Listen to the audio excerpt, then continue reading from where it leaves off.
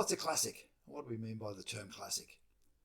Most definitions lean towards something of timeless quality, especially when referring to the world of art and literature and, of course, automobiles. For things like the iconic '64 Thunderbird, War and Peace, hell, the Hills Hoist have all been with us for a long time.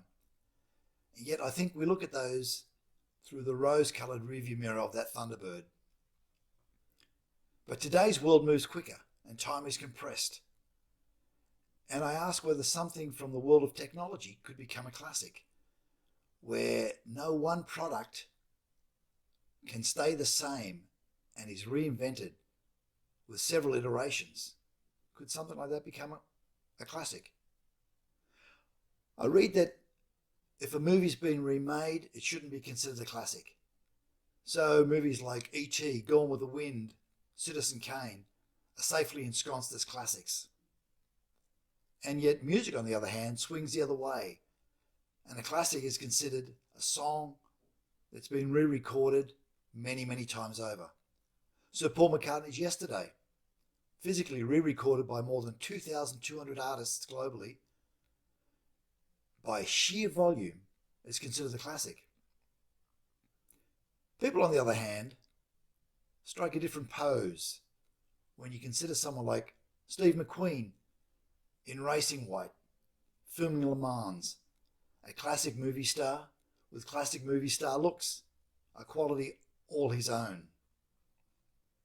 Staying true to what people thought of as the quintessential classic Hollywood star. So the definition has broad enough parameters to leave room for anything and anyone. Either they're not copied, either they're copied a lot, they become iconically aspirational, or they bring about cultural change. So having said that, with reverence, I present to you the iPod in all its many iterations as a classic. The little MP3 player that convinced us all we needed to carry 1,000 songs in our pocket. And I mention the iPod because, as far as Apple is concerned, it's no longer a business sector and has or is disappearing from retail shelves globally. So will the iPod just be a memory of technology? Did we take time to appreciate the effect it had on our lives? The sheer volume of millions and millions sold.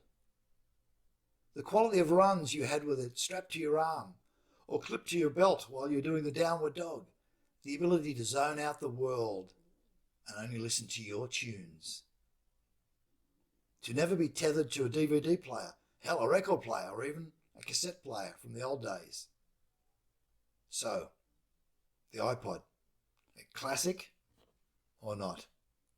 I'll leave it up to you. Thank you.